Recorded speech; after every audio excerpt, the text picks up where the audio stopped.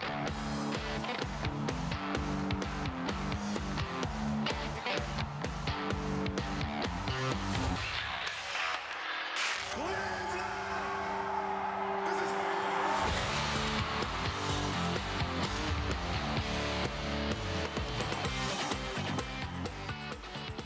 everybody, and welcome to a weekend winners edition of More Sports and Les Levine. I'm Dave Bacon. We will take a look at the Browns matchup against the Denver Broncos in Denver in prime time tomorrow night. We'll also take a look at some Mid-American Conference teams getting ready for bowl action. And strictly for entertainment purposes, we will take a look at some NFL point spreads and point spreads for the bowls with the Mid-American Conference teams. But we will begin tonight with the Indians. They are back from the winter meetings in Las Vegas, and there was a late transaction. Actually, it occurred on the plane coming back. Chris Antonetti sent Yandy Diaz and Edwin Encarnacion away. They got Jake Bowers, a young left fielder, and they also got Carlos Santana back, plus $6 million in the transaction. We're going to head down to our cleveland.com studios, and Joe Noga joins us. Joe is a regular cover of the Indians. And Joe, what do you make of all of this transactions, and what does it set the stage for? Well, it sets the stage for subsequent moves by Chris Antonetti and Mike Chernoff. You know, the wheeling and dealing is not done by a long shot, but it's not really sexy to talk about. They gain payroll flexibility and you know, roster flexibility, but that's what they got in this transaction. In Jake Bowers, they got a guy who can play left field but can also play first base. It was his primary position last season when he came up with the Rays. They get Carlos Santana back. They know what they've got there at first base. Defensively and offensively, across the board, his numbers were down a little bit with the exception of his walks last year. But, you know, he's a guy who's comfortable being here and wants to be here, and I think it's a good fit. Well, you mentioned roster flexibility. Let's take a look at the Indians roster. We'll start with the strength. Starting pitching is really strong, and you hear Kluber, you hear Carrasco, you hear not Jake Bowers. Jake Bowers, the guy we just got. Trevor Bauer, Shane Bieber, Clevenger, Plutko, Salazar, Anderson. That is the strength of this roster. There's a surplus there. Now let's look at the not so good side of it. When you go over to the position players, there is a definite lack of bats. The outfield looks challenged already, and you can't add significant payroll. So you're going to have to likely trade one of those elite starting pitchers.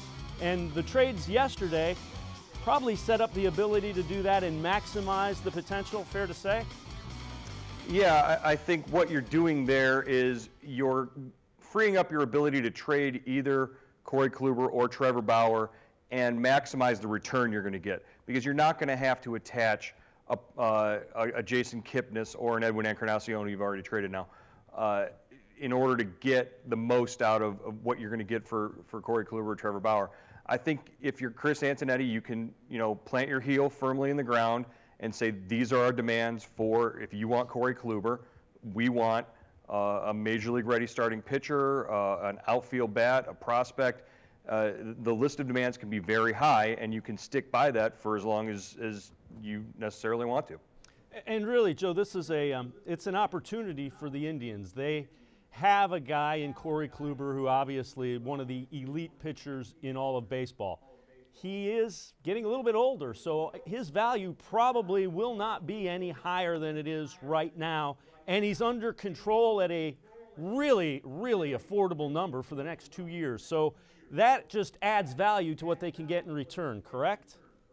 Right. I mean, if you look at the numbers and the contracts that are being signed out there already, Nathan Eovaldi, Patrick Corbin, the amounts that these guys are signing for right now, Corey Kluber is a steal by any stretch of the imagination. This is a two-time Cy Young Award winner, over 200 strikeouts the last 3-4 seasons. He's an elite pitcher, a top 5 pitcher in the American League for sure, if not all of baseball. You can demand the sun, moon, and stars for him from a team that can afford to take him on, like Los Angeles or the Mets, or any number of teams, Philadelphia, that are looking for that one extra piece, that one extra arm to get them over the top.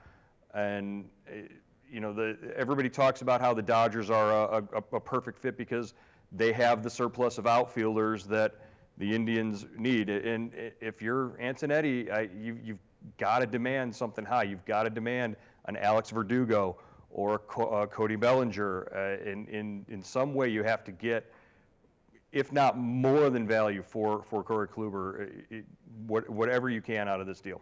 Yeah, if you're going to trade Corey Kluber, and the Indians don't have to, but you have to get a couple of bats that beef up that lineup. Don't you agree? Right. I mean, you look at it, and there's a huge void. I mean, you've basically got Ramirez and Lindor, who are proven bats, and then everybody else is kind of iffy at best.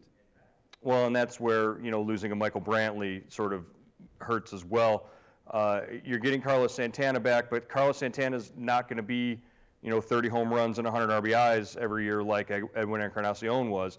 He's going to give you on base, and he's going to score runs, and he'll drive in a few runs probably after about April, because we all know what happens to Carlos Santana the first month and a half of the season.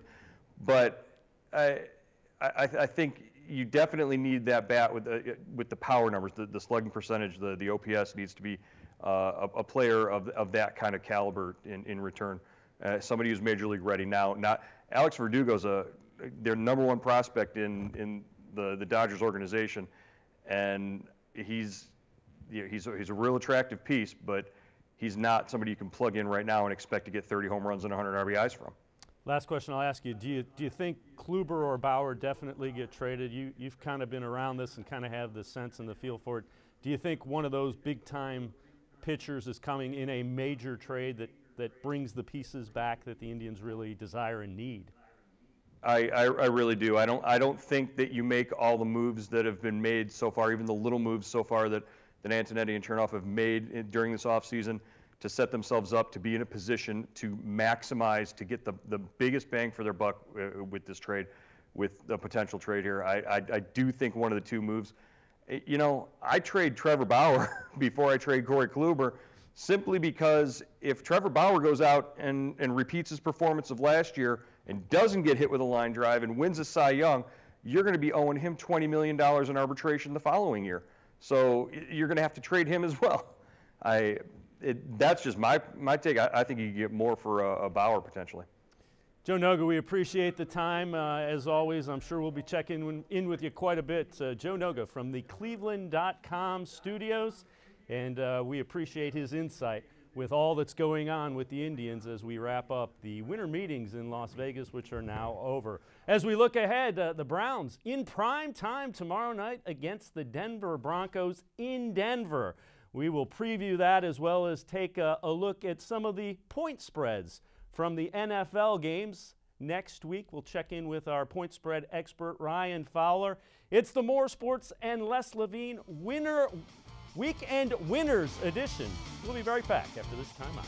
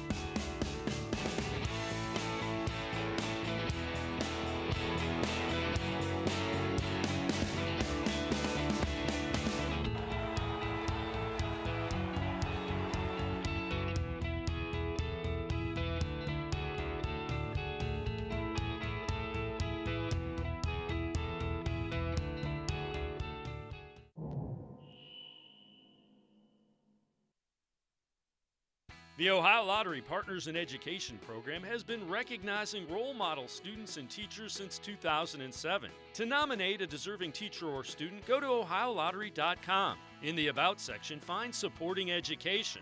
There, you can nominate students in kindergarten through 12th grade as academic all-stars. Teachers can be honored as the Teacher of the Month. Every school that participates is eligible for the School of the Year. The Ohio Lottery, partners in education, where stars shine. I had bad credit, so I wasn't able to get a bank account or a credit card. My life is so busy, I don't have time to be standing in line to cash a check. That's why we created the NetsBand Prepaid MasterCard. It puts you in control of managing your money. I can get my money up to 2 days earlier than everybody else. I don't have to wait till the end of the week to get paid. Order now at no cost and get paid up to 2 days faster. Call 1-800-644-0772. Call now and you can choose your card design.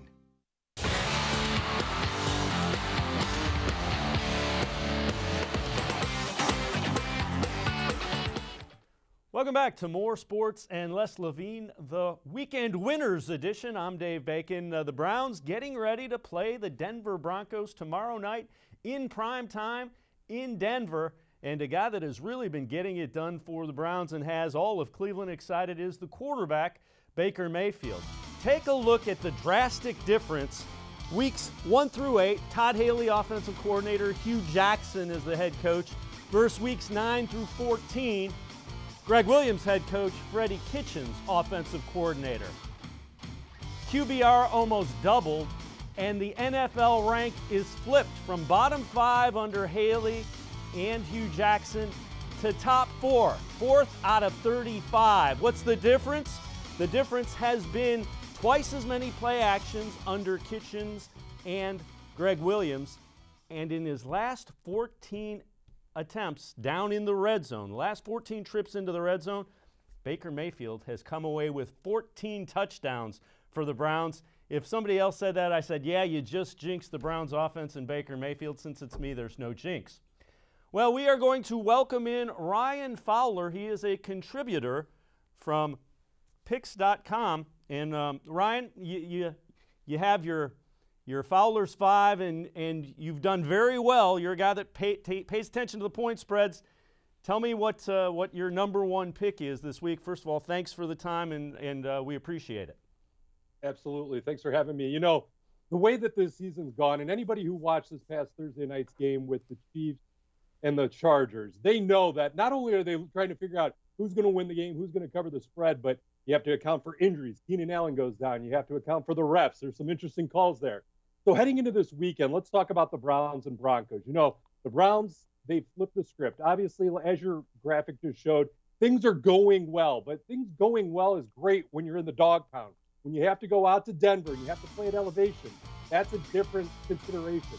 You know, a lot of teams go up there into the mountains, and they struggle. The Steelers just went through this a few weeks ago. Let's look at what they have to do. They have to go in there without Denzel. They have to go in there and try and stop. They're still in the playoff hunt. They are point underdogs at Denver. That's not true. So I'm going to say right now, but again, a lot of great things. I like them. I don't love them. Again, that first time you go up the mountain, it's not easy. And again, Ryan Fowler from pickwatch.com, his fabulous 5, Fowler's 5. Cleveland just 1-24 straight up. That means, you know, no spread taken into account their last 25 road games. 0-4-1 against the spread in the last 5 games. Denver is 6-2 against the spread in their last games. Now, Ryan, one of the other things that kind of comes to mind, the Browns have to deal with Phillip Lindsay, maybe even Royce Freeman. They really didn't do very well against Christian McCaffrey and the Panthers' run game last week, even though they won. You know, this is a matchup that's a challenge for the Browns, I think. Is that kind of what you're getting at with the Broncos as well? Yeah, absolutely. You know, Phillip Lindsay, I think, again, if you weren't looking at Baker Mayfield and you weren't looking at Saquon Barkley, I think Lindsay, up until last week, the Broncos did not play well at San Francisco last week. So you kind of have to look at Lindsay's last 4 or 5 weeks as a whole. He should be in the consideration for Rookie of the Year just because he was so consistent up until last week. I think Saquon probably bumped ahead of him no matter what he does this week. But, yeah, I mean, the Browns' rush defense, if there is a tragic flaw, that defense, they still haven't put it all together. There's glimpses, but, again, no Ward. And Lindsay's just been running with authority. Anybody who's watched one of Phillip Lindsay's games, he runs very aggressively, and he's going to bowl you over. So, yeah, based on what happened with McCaffrey a couple weeks ago, Lamar Miller, the Browns' rush defense isn't perfect, and I think you're going to have a heavy dose of that because 2 weeks ago, the Broncos lost Emmanuel Sanders, their top receiver, after they traded Demaryius Thomas away to the Texans. So they have a bunch of rookie receivers. Then they have Phillip Lindsay and Royce Freeman. It's going to be a heavy diet of that. You're going to shorten the game, and I think that's just enough combined with the elements of playing there at elevation. Yeah, and the amazing thing about Lindsay, he was not invited to the Combine, a local in-state guy that the Broncos knew about. Let's move on. Number 2, you like the Texans -6 against the Jets. Walk me through this one as well. Houston had that 9-game winning streak snapped last week and really didn't run the ball very effectively, something they had been doing really well up to that point. Yeah, the Colts really shut that down, and because the Houston Texans were facing down and distance, the run game kind of went away. Colts got to Deshaun Watson 5 times. I don't see that happening. You have the short week with the Texans. You know, I think you look at the weather conditions. That's not going to be fun. It's supposed to be wet there in New York, New Jersey area. That's not going to be fun for the Jets. But the Jets' rush defense, much like the Browns, struggling right now. So I think what's going to happen is you're going to see more Lamar Miller. You're going to see more Alfred Blue. And then when they need to, they're going to have the ability to open up and hit Demaryius Thomas, hit DeAndre Hopkins. And Deshaun Watson's going to kind of get back into that groove. But it is a lot of points to lay on the road. I completely get that. The Texans had been playing great ball. And here's the thing. Sam Darnold, they don't have a lot of weapons for Sam Darnold right now. The only way the Jets can cover that 6 is if they force turnovers. And that defense isn't in a position to force turnovers. Deshaun Watson will lose that game for the Texans. The Jets won't win it and cover. So if you put everything together, I really think that the Texans' rush offense against the Jets' rush defense in what could be a sloppy track is what gives me the edge there to take the time. You expecting a low-scoring one in this game as well? And obviously you expect the Texans' run game to rebound? Yeah, you know, Lamar Miller, before last week, the Texans were averaging over 200 rush yards per game, and that goes with Watson, Miller, and Blue. So when you take it all into consideration, they ran it. And it's so interesting because the Colts' rush defense has historically not been great, but the Colts have played well in recent weeks. I know they lost at Jacksonville, but again, their rush defense was pretty good in their defense as a whole. Plus, you also have to take into consideration how Hilton really tore the top off of that secondary. And one thing that the Jets aren't going to be able to take advantage of that the Colts did was the passing game. They don't have a lot of weapons. Sam Darnold, this was only his 2nd game back from injury. So there's just a lot of things stacked up against the Jets where I think they come back down to earth. It was a great road win at Buffalo last week, but they're still the Jets. They're still a work in progress, and their run game is not very good. Plus, you have to consider J.J. Watt, Jadeveon Clowney, the front 7 of the Houston Texans is probably one of the top 3 in the NFL. Let's move on. Bengals and Raiders. Who do you like in this one? What do you like about it? Yeah, well, nothing much. I don't think from a aesthetically pleasing standpoint, it's the best matchup of the week. But I think the Bengals have something to prove. And I think, here's the thing, Marvin Lewis, as we know, how many lives is he going to have in the coaching circles down here in Cincinnati? But he went into his press conference this week, and he said all the same things that he said the last X number of years as the season goes on and everything goes wrong. You lose Dalton. You lose A.J. Green. Your running back stable has not been healthy week in and week out. So all that said, the Raiders are worse. I think when you have a 3-point spread at home, you're basically saying you're evenly matched with your opponent. I think the Bengals and what Driscoll has done the last few weeks have shown some glimpses. They competed out in L.A. last week against the Chargers. They put some points on the board. And I think the Raiders having to go cross-country, I know it's cliche, but that does take a toll on you. If you look at the Raiders' schedule, they've been ping-ponging back and forth around the country this year. I think they get caught here. They had an emotional win over the Steelers last week. I think it comes back, and they come back down to reality. I like the Bengals to cover the 3. Well, and the other thing, keep in mind, last 6 times that the Raiders have played in the Eastern time zone, they're 0-6 against the spread. So that kind of plays into what you're saying as well. Let's move on. The Jaguars and the Redskins. Who do you like in this one? Yeah, I like the Jaguars. You know, kind of like what Driscoll's done in Cincinnati. Cody Kessler's done. Cody Kessler, as we know, there in the backyard. Just trust me on this one. I'll just go with Hughes' line on this. Cody Kessler has done some nice things. Not perfect. Doesn't need to be against the Redskins, who I think you have to look at. I mean, you lose Alex Smith. You lose Colt McCoy. Mark Sanchez forgot how to play football. and then you're down to Josh Johnson, who wasn't even on a roster a couple weeks ago. So, and the defense is banged up. So you go into Jacksonville. Jacksonville's defense is still good. I know it's been a terrible season for Jacksonville, but they just shut out the Colts 2 weeks ago, and the Colts offense was one of the best in the NFL during their winning streak. So you have to take that in consideration. Then the Redskins regressing to the mean and regressing below the mean the final 3 weeks of the season. This matchup does not favor what the Redskins need. They don't need a win right now. The Jaguars kind of do. Their head coach is kind of in a little bit of trouble if he doesn't get some W's here down the stretch, because you could see Tom Coughlin there at the helm to begin next year. But I like them to cover the 7. I think the Redskins lay down and roll over in this. We're speaking with Ryan Fowler, contributor from PickWatch.com. Ryan, so you're not concerned at all about how horrific Jacksonville tackled against the Titans last Thursday? I was watching that game going, oh no. Derrick Henry I was going against Derrick Henry, who nobody tackled. Yeah, no, and it's a fair point. I mean, that game last Thursday was pretty ugly. I think anybody who watched it, the Jaguars, they either get it going early or they don't. But I think what you have in this matchup, they played so much better at home. You have to remember earlier in the season, they beat the Patriots.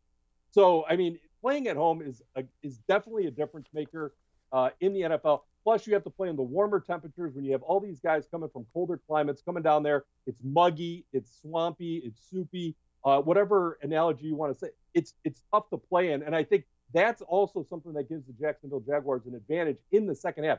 As that game goes on, I can't imagine Josh Johnson's in the greatest shape of his life coming off the waiver wire and getting plugged in there. I think Adrian Peterson is their main cog right now as far as getting any points on the board. It might be 10-3. It might be 14-3, but I see that the Jaguars have plenty of opportunity to win and cover against a team that I think has kind of just given up on this season and are looking forward to 2019. And the final one of Fowler's 5, it's the Falcons and the Cardinals. Who do you like in this one? Yeah, Falcons with a big number. I know it started at 9. I think it's ping-pong between 9 and 8 over the last few days. We'll say it's 9. But I don't know if it matters. I mean, anybody who's watched the Arizona Cardinals this year, it's a struggle to put up points. And I know the Falcons' defense has not been great, but 2 weeks ago, the Cardinals went into Green Bay. They got there. We're building on something for next year win at Green Bay, and it cost Mike McCarthy his job. The Falcons need one. They're in a losing streak, too. They have not been able to score many points at all. But I think you look at it inside that dome there, they need a win to build on going into next year. I think this is the week they get it. And I just don't see how the Cardinals score more than 10, maybe 13 points in this, whereas I think the Falcons' offense is still good. They haven't put it all together, but Julio Jones is very much involved, which wasn't the case the first part of the season. Ito Smith and Coleman, their backfield tandem, has been good, not great, but they get a great matchup this week because, as we talked about with the Jets, as we talked about with the Browns, Cardinals cannot stop the rush. So you're going to have a nice rush pass balance with the Falcons. They light it up. I say they get 27 to 30 points in this game, and they win going away to cover the 9. Well, you've picked all favorites. Give us an underdog. We need an underdog to add on, a bonus pick, if you will, from Fowler's 5. I did take the Chargers on Thursday night, so I go into the weekend taking a few favorites. Let's talk about the Packers, though, because I saw this coming last week where Aaron Rodgers, again, the bad blood between him and McCarthy reportedly, allegedly, loses, and then Philbin comes in, and then Rodgers does everything he needs to do to make it look like you made the right choice. I think that continues this week. I don't know if they can beat the Bears in Chicago, especially with that pass rush of the Bears. But 5.5 points. The Packers are getting 5.5. I think, and again, this goes back to you have to fight through injuries. Sometimes you have to fight through the refs' calls. I still think Aaron Rodgers is playing with such a big chip on his shoulder, which is incredible considering of all the things he's accomplished throughout his career. I think he plays with a big enough chip on his shoulder to cover that 5.5. They might not win outright. I'm not touching a straight up bet here, but I am looking at that 5.5 and saying, they might hang tough with it. And again, Trubisky did not play well against the Rams, even though the Bears won that game. Trubisky did not look clean in that game. So I like what the Packers have to work with the 5.5 there. Ryan Fowler, we appreciate it. A contributor from PickWatch.com. We'll check back in with Ryan next week as he gives us his thoughts on the games against the spread. We are going to take a quick time out here on More Sports and Les Levine, the Weekend Winners Edition. When we return, we'll check in on the Mid-American Conference, a few football teams getting ready for bowl games.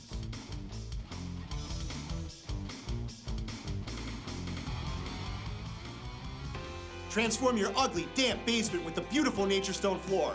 Authentic Naturestone brand flooring is durable, unaffected by water, and inhibits the growth of mold and mildew. No other floor covering outperforms Naturestone. For a limited time, when you buy more, you save more. Up to 30, 40, or even 50% off on a beautiful Naturestone basement floor. That's right, save up to 50% on material and up to 50% on installation. Call or go to Naturestone.com today. It's not just a floor, wow, it's Naturestone. There are tastes we remember. Every smell brings the happiness of times gone by. Experience this every time you walk into Gallucci's Italian Foods. Whether you need lunch on the go, a catered party, or that perfect blend of wine, meats, and cheeses, Gallucci's has exactly what you're looking for. Straight from Mama's kitchen for old world traditions or original experiences. From the tastes you remember to new flavors you'll never forget. Gallucci's is a tasty branch of your family tree. When it comes to selling you a mattress, most retailers are handing you a long line of extra steps that drive up costs and create confusion. At the Original Mattress Factory, we simplify the mattress shopping experience by building mattresses and box springs in our own local factories and selling them direct to you. It's short, sweet, and simply makes sense. So experience more than just the mattress store. Experience an original, the Original Mattress Factory.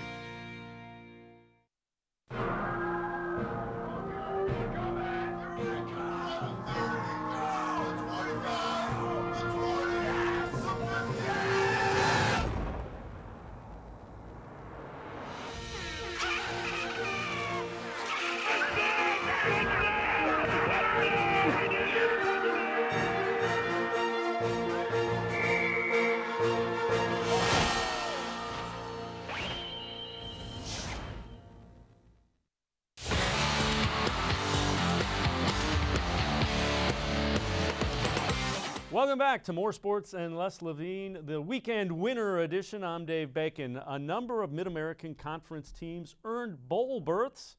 Heather Klatt from the Mid-American Conference tells us more in this week's MAC Track.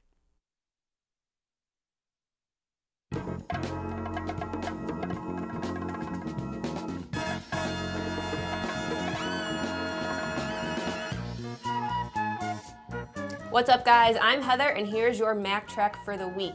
We got another special coming at you. This one's strictly bowl related. For the 7th straight year, the MAC has had 5 teams or more receive a bowl invitation. This year, we have 6 teams who are going to be playing one final game of the 2018 football season. We start bowling on Saturday down in Montgomery, Alabama for the Raycom Media Camellia Bowl. Eastern Michigan is making their 2nd bowl appearance in 3 years. The Eagles enter the game at 7-5 and will face the 9-3 Eagles of Georgia Southern. Kickoff is set for 5:30 on ESPN. The 2018 MAC champion Northern Illinois Huskies take the field on Tuesday, December 18th in the Cherry Bundy Boca Raton Bowl. This marks the 10th time in 11 years Northern Illinois has been bowl eligible. The 8-5 Huskies take on 10-3 UAB at 7 o'clock Eastern on ESPN. For the 12th time in program history, Ohio is playing in the postseason. With an 8-4 record, the Bobcats accepted an invite to the DXL Frisco Bowl on December 19th. Action against 7-5 San Diego State begins at 8 o'clock Eastern on ESPN. On December 21st, MACtion is taking over the Bahamas. A 7-5 Toledo team will be making a conference-leading 18th bowl appearance. The Rockets will face an 8-4 Florida International squad. The two previously met in 2010 at the Little Caesars Bowl, with FIU taking the title 34-32. The rematch will be broadcast on ESPN at 12:30 Eastern. After the Toledo FIU game, keep your TV set to ESPN because Western Michigan is taking on BYU in the famous Idaho Potato Bowl at 4 o'clock. The Broncos enter the match at 7-5 and will face the 6-6 BYU team. This is Western Michigan's 9th postseason game in program history and their 2nd time in Boise, having played in the 2014 game. Postseason football MACtion officially ends on December 22nd down in Mobile, Alabama. After a record-setting 10-win season, the Buffalo Bulls are set for their third bowl appearance in school history. The 10-3 team will kick off at 7 p.m. on ESPN against the 9-7 Troy Trojans. To keep up with all of the postseason action, be sure to visit our website, getsomemaction.com, and follow us on all of our social media platforms. We'll see you guys next week.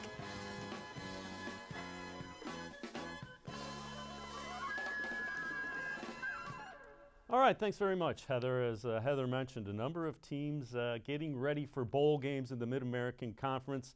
But the last 2 years, the MAC has been 1-10 in those bowl games. Trying to correct that and get things rolling this year. Let's take a look at these games a little bit more in depth. Again, we will mention some of the point spreads for entertainment purposes only, although you can wager in West Virginia, a couple hour and a half away or so.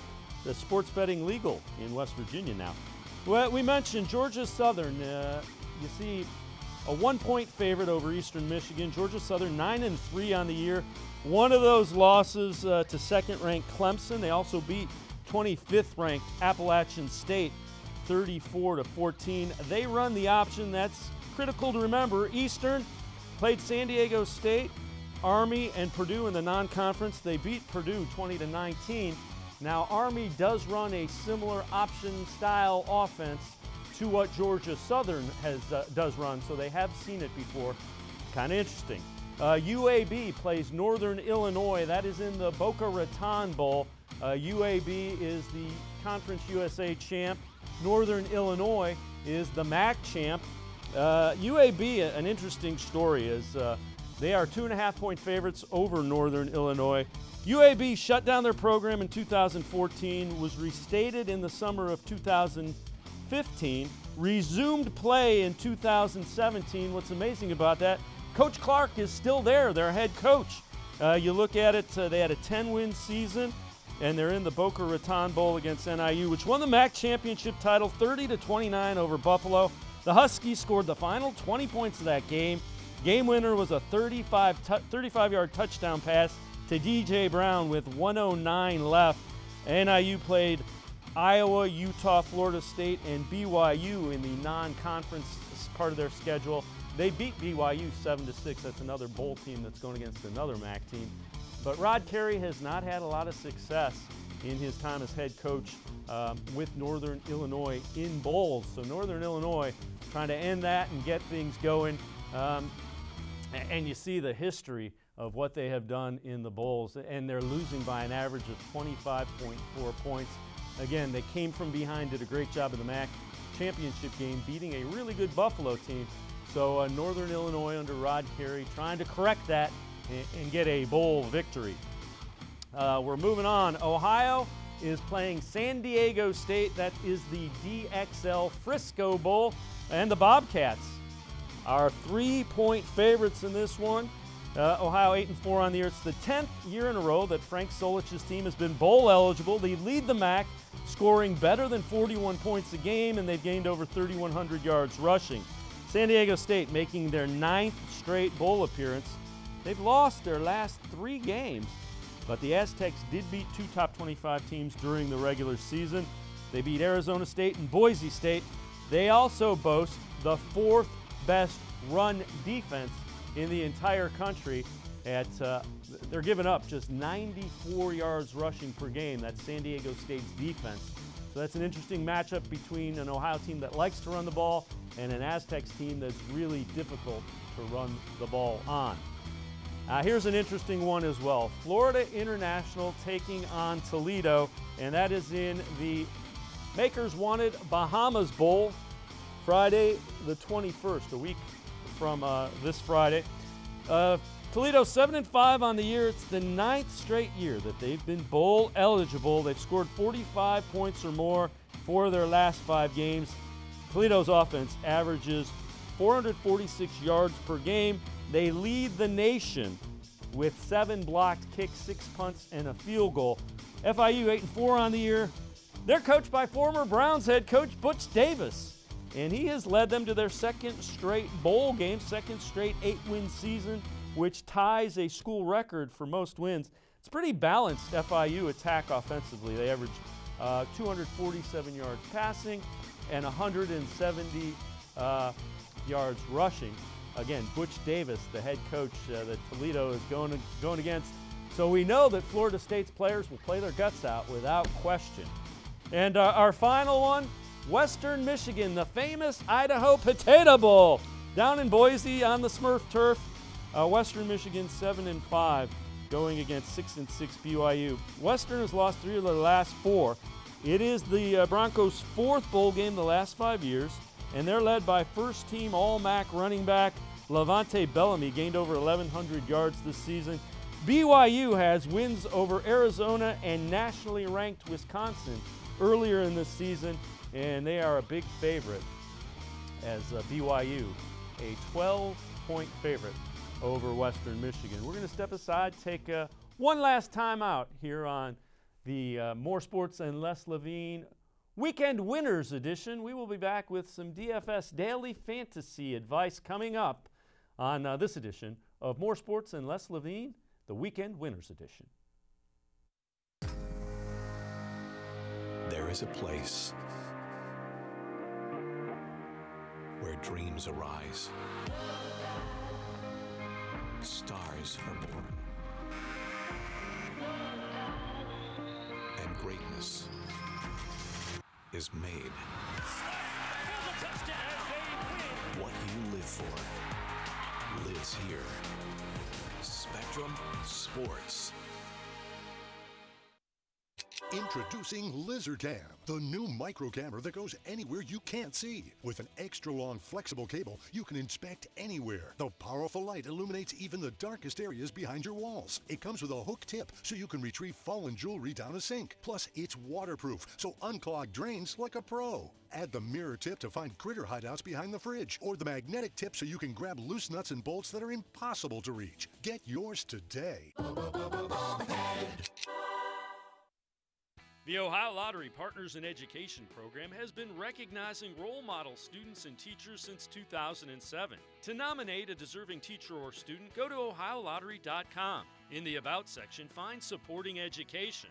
There, you can nominate students in kindergarten through 12th grade as academic all-stars. Teachers can be honored as the Teacher of the Month. Every school that participates is eligible for the School of the Year. The Ohio Lottery Partners in Education, where stars shine.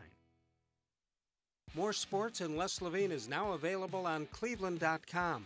To watch, type in cleveland.com/sports into your browser, then click on the More Sports and Les Levine icon, and the self-proclaimed voice of truth and reason is available 24/7 from any computer. You can watch live from 6 to 7 Monday through Friday, or catch taped editions anytime on cleveland.com.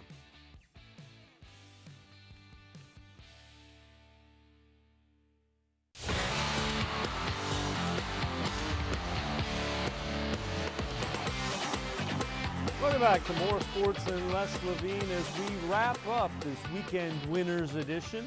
I'm Dave Bacon. Daily Fantasy, and the games kind of pared back because you had a Thursday game, 2 Saturday games, mostly the Sunday games. A game to watch, the Steelers and the Patriots at 425. We like Tom Brady, 7th most expensive quarterback. And then Stephen Ridley, keep your eye on if James Conner's going to play. But this is a revenge game against the Patriots. He's come out and said he really doesn't like the way he was treated by the Patriots when they released him or let him go via free agency a couple years ago. He's very affordable at $4,900. And then Josh Gordon, the former Brown, averaging about 92 yards a game in 6 games against the Steelers. Also very affordable. Again, all of those prices are via FanDuel, so keep an eye on that. We like Brady, we like Ridley, we like the former Brown, Josh Gordon, as a wide receiver. That'll do it on this edition of the More Sports and Les Levine Weekend Winners Edition. I'm Dave Bacon. We'll see you again next time, right back here on More Sports and Les Levine.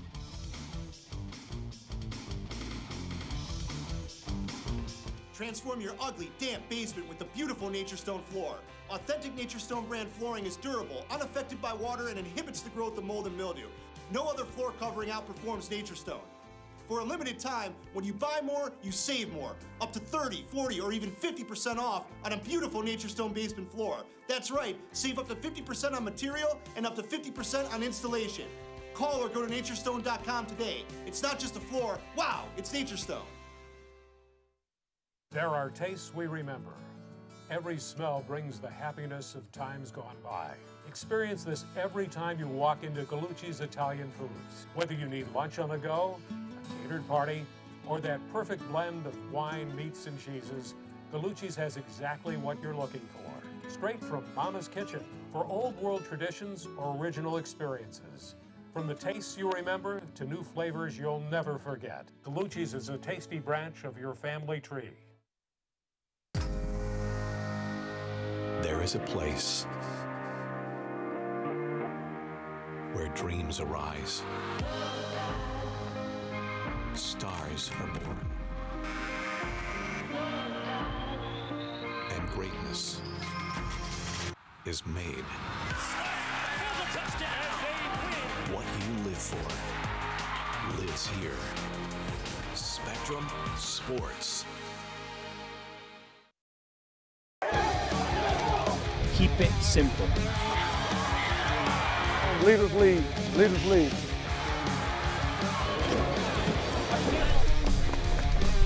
Let's go! Stop whining! Again, go again, yes! You gotta rotate, go, Stone!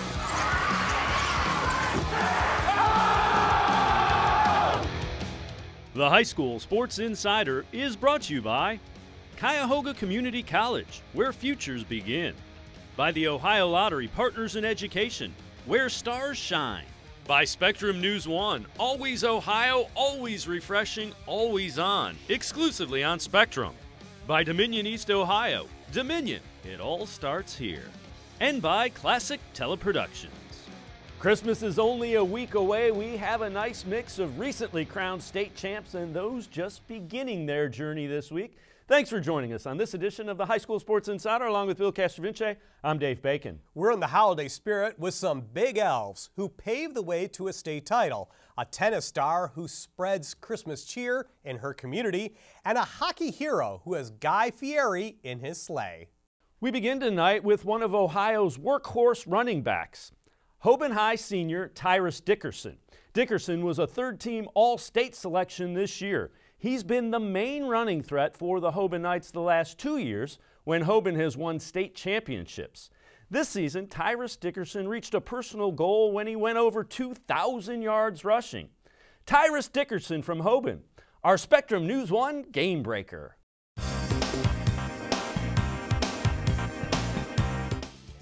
Hoban's running back Tyrus Dickerson put up some eye-popping numbers in this his senior season. 2,080 yards rushing, 29 touchdowns scored, and an average of just under 9 yards a carry.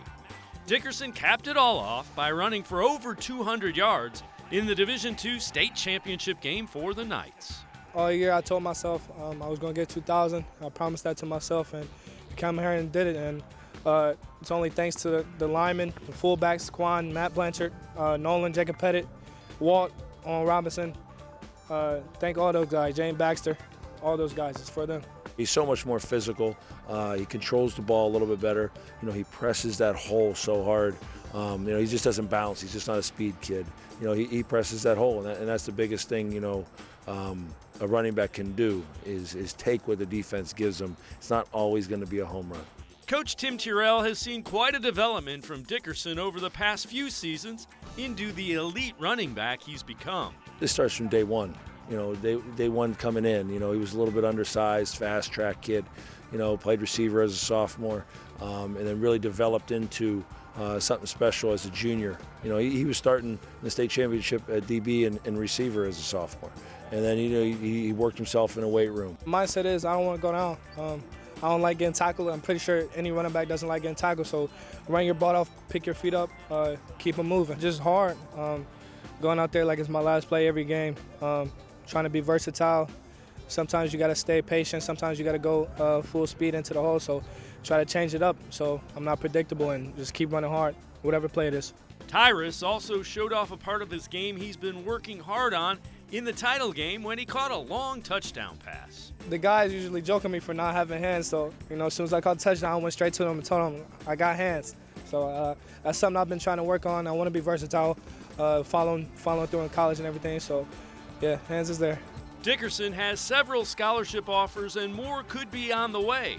His development and success are not by accident and are no surprise to Coach Tyrrell. He has unbelievable support at home, and the greatest thing about it is his mom always laughs because we coach hard, and the days Tyrus would go home and crying and complain about how much he hates Coach T, she'd laugh at him and say, "Get back, you got to go do some more work." Imagine being a high school hero, scoring the game winner in overtime to win a state championship. That dream came true for Greg Langermeyer last year. Langermeyer came through for St. Ignatius at the state hockey finals. How? Well, he's got mad skills, a sister who also plays hockey, and a celebrity chef in his corner. Put it all together and you've got Greg Langermeyer, this week's Cuyahoga Community College student athlete with a future. Cuyahoga Community College, where futures begin.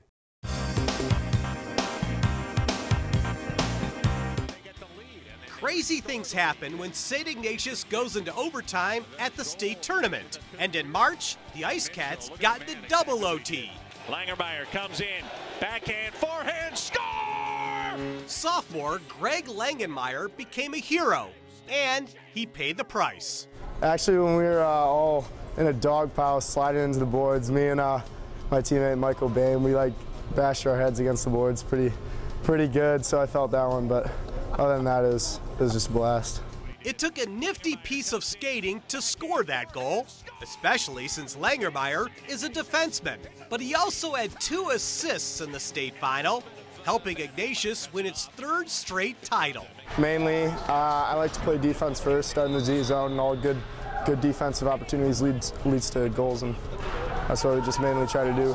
He can be out of control at times on the ice, so he's so fast and so powerful and so skilled that he thinks he can do anything, For example, Greg could earn a scholarship in hockey or lacrosse. They're really similar in just the pace of play and physicality, and it's all one competitive game, so either one I just love. He could be a celebrity, like his distant cousin, Guy Fieri. I probably see him about once every 1 or 2 years, but when we get together, it's a blast, and of course, get all the perks of having a famous cousin, and of course, he's a great chef, so whenever I'm with him, he gets to cook for me. So. But Langermeyer really looks up to his immediate family. Greg is a straight-A student because of his older sister, Erin, who's a senior leader on the Ohio State women's hockey team, and his older brother, Ellis, who plays golf at John Carroll. It's just really helped me to learn a lot. I've learned a lot of things from them, and just being the role model and person I am today, I kind of got it from them. Another fun fact, his middle name is Caesar. It comes from his grandfather, a unique name for a unique kid. We're just getting things rolling on this week's show. We'll head to the net with a repeat state champ, plus 5 guys from Kirtland who helped the Hornets win a state title, and it's not the burger joint. The High School Sports Insider will be right back. The best thing Tri-C did for me was give me opportunities. The workforce program prepared me for the career I have now. I got a job in the aerospace industry where I work on CNC machines. I have 3 younger brothers. I want to teach my brothers, hard work actually pays off.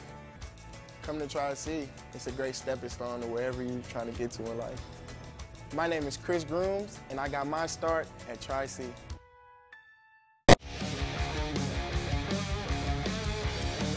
The High School Sports Insider rolls along. Thanks for riding shotgun with us. Kirtland won the Division VI state football title this year the old-fashioned way by playing great defense and running the football all over Marion Local. Kirtland's success had a lot to do with 5 guys that don't get a lot of the headlines but do all the heavy lifting. Their offensive line. Kirtland's O-line allowed the Hornets to run the ball 63 times and control the line of scrimmage against Marion Local in the title game. We have an all-access look at the Kirtland Hornets offensive line.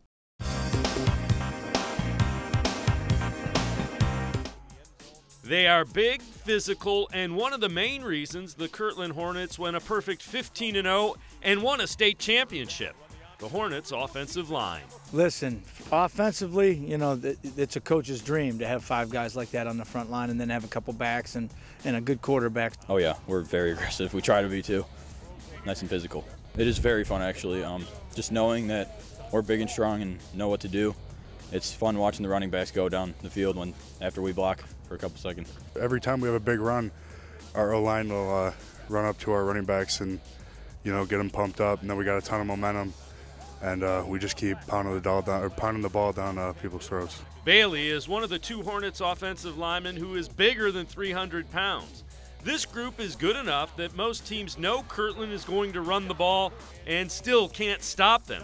And it has a cumulative effect on a defense. Since we're so big, the more and more we run the ball, that throughout the game they just get more worn down, and by the 4th quarter they're done. Just knowing our assignments, it may seem like a small thing, but knowing our assignments is one of the biggest pieces of our job, because knowing the guys we need to get, the guys we need to cover for each play, it's a big part of what we do, and if you don't get the right guys, a play could fall apart in a half a second. All 5 of Kirtland's linemen are very good. There's really no weakness. It allows the Hornets to run the ball wherever they see the best matchup. This group was so good in the championship game against Marion Local, they ran the ball 63 times for over 300 yards. The O-line was at their best.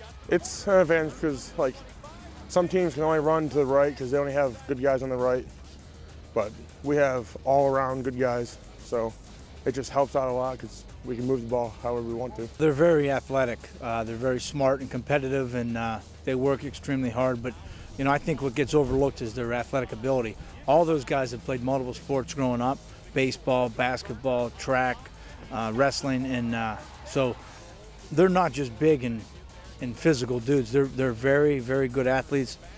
They're competitive, and they like what they do.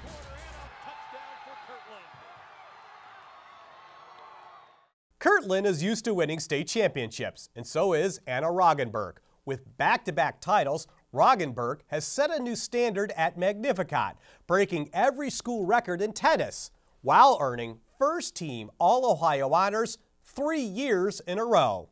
But Anna is also an amazing student who gives back to her community. Today we honor Anna Roggenberg as our Ohio Lottery Partners in Education Shining Star.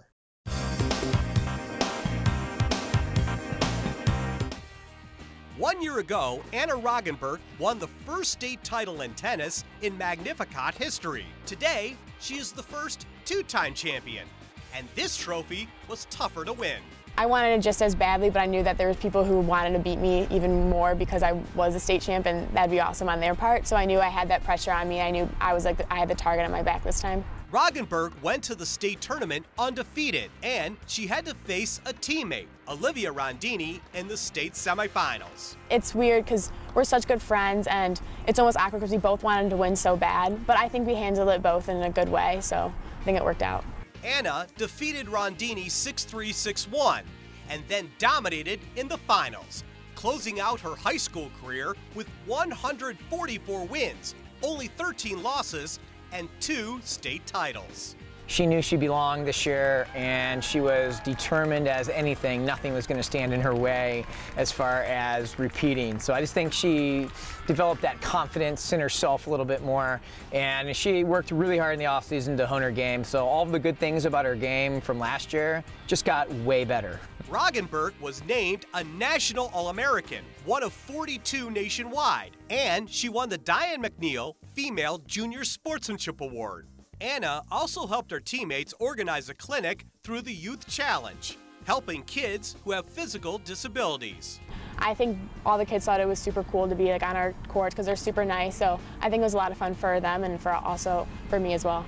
Her next stop will be Xavier, where she'll play tennis and study nursing. But Anna Roggenberg has certainly left a legacy at Magnificat.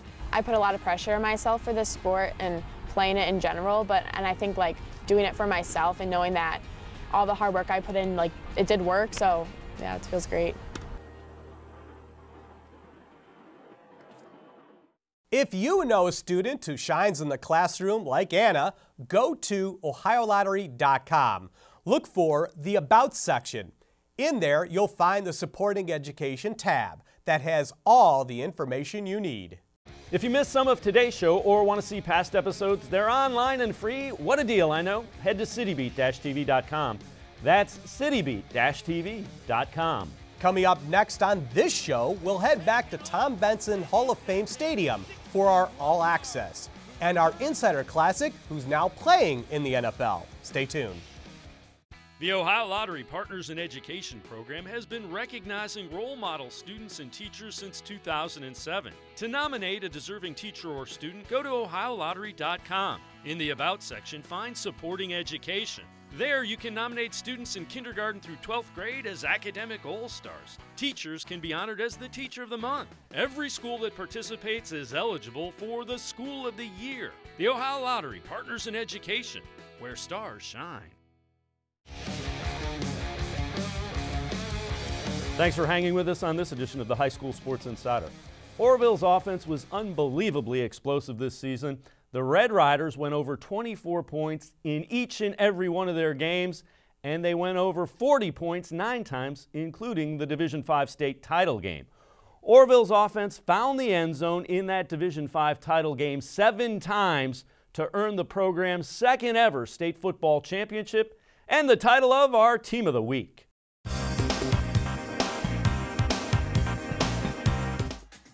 Lessons learned in the regular season paid off in the state championship game for the Orville Red Riders. A lopsided Week 8 loss to Manchester provided a clear message for the team. We had to keep reminding them, hey, do your job, take care of your business, let everybody else take care of theirs, otherwise we're going to be in trouble.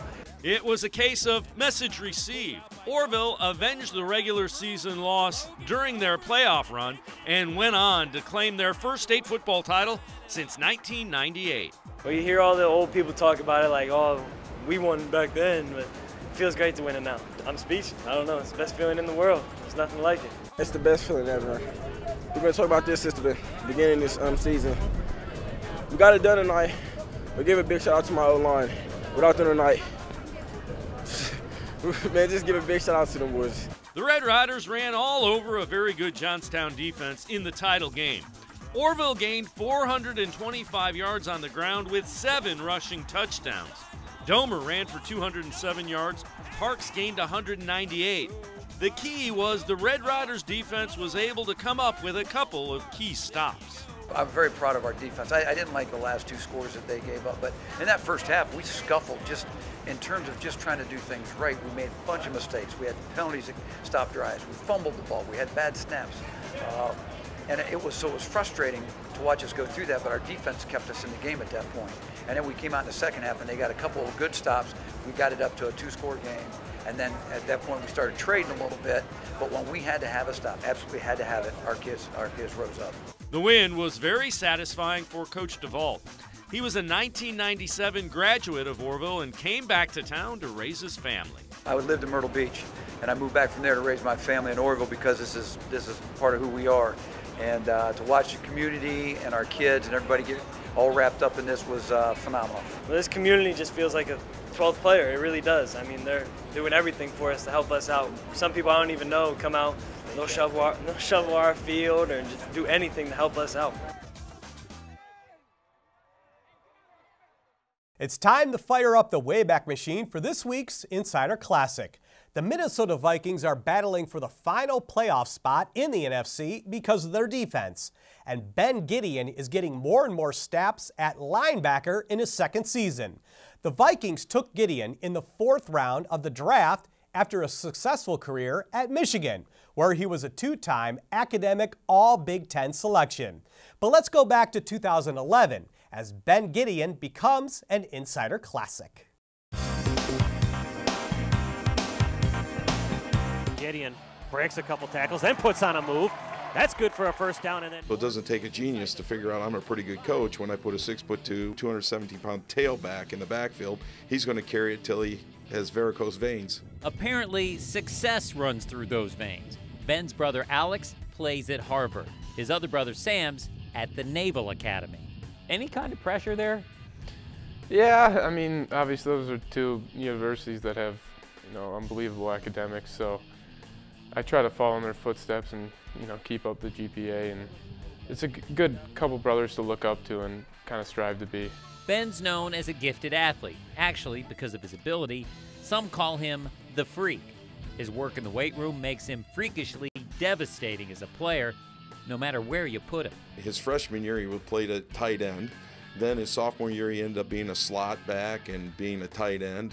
And we just felt like to utilize him with everything that he can do, we felt put him back at the tailback position where he's going to get the ball more often than anybody else. The frightening thing about lining up across from Ben, besides how hard he's coming at you, is he's still learning to play running back. Oh, and he's just a junior, so you'll get a whole nother year of it. As a quarterback and tight end, you never really realize that you have to, follow the butts of your blockers and really wait for a hole to open instead of just running, free will. So you gotta stay behind your blockers and really wait for something to develop. Gideon, good from about 15. As a basketball player, the power forwards developed a similar approach. You'll be playing other guys that may have not played football, so you get to use that physicality in there and, show them what a little bit of football physicality. As much violence as you see from outside Gideon's world, once you get in, it's a pretty quiet place to be. Ben doesn't make a lot of noise, even when he's posting a 4.2 grade point average. You're talking about a kid who can budget his time wisely, and he's still at the top of his class academically. So when you look at the total package, you're talking about a young man with the work ethic that he brings to the table. It's rare. It's rare today. He's just a very low-key, easygoing, except when he gets into play. It just permeates what he does, and his feelings permeate through the rest of the kids. So he fits in, and he's not a prima donna. He's just another one of our players. In about a year and a half, Ben will be fitting in at the college level. You put him in the middle so he can go either way equally well. So we got a big, strong linebacker there that goes to right and the left, and in the middle, that's where you want to put your athlete so he can hunt them down, find them, and go get them. It's always been a goal of mine to play big-time college football, but I never realized that it could be right in front of me and I could actually be doing it. We want you to get more involved in the show, and you can through social media. Follow us on Twitter. We're at HS Sports Insider and at Dave Bacon Sports. Tweet us your story ideas or your pictures or your videos showing your school spirit, and we'll use them in a future show. We're still plugging away on Facebook as well. Head to our page and like us. We're at High School Sports Insider. But don't go away just yet. The tweets of the week are coming up next. Before I decided to go back to Tri-C to become a nurse, I was a stay-at-home mom. Absolutely wanted to be a pediatric nurse. I love taking care of kids. If you're thinking about changing your career or changing your path, go to Cuyahoga Community College. I feel like I'm in a great place in my life. I have 3 great kids. I have a great job that I love. I could not have done it without Tri-C. My name's Diana Geary. I earned my nursing degree from Cuyahoga Community College.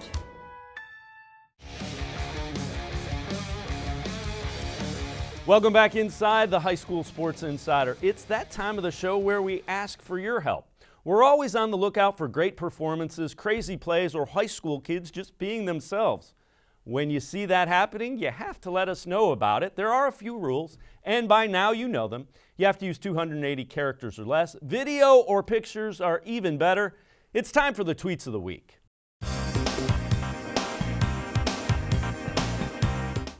The Benedictine football team giving back to the community. The Bengals distributed more than 1,000 bags of groceries to the needy in the area.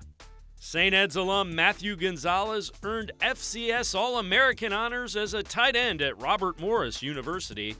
And the Cleveland Browns hosted all the Northeast Ohio high school state football champions out in Berea during a practice. St. Ed's, Hoban, Kenston, Orville, and Kirtland all showing off their championship hardware. Well done. Keep those tweets coming. We want your video or your picture showing your school spirit. Tweet those to us. We're at HS Sports Insider or at Dave Bacon Sports. Use hashtag HSSI Ohio. Again, that's at HS Sports Insider or at Dave Bacon Sports. Use hashtag HSSI Ohio. We'll use a few of them on each of the upcoming shows as our tweets of the week. Our half hour together always seems to go by so fast, and unfortunately, we are all out of time on this week's show. We hope to see you back here next week, same time, same place. when again we'll have some of the best high school sports stories from all across Ohio.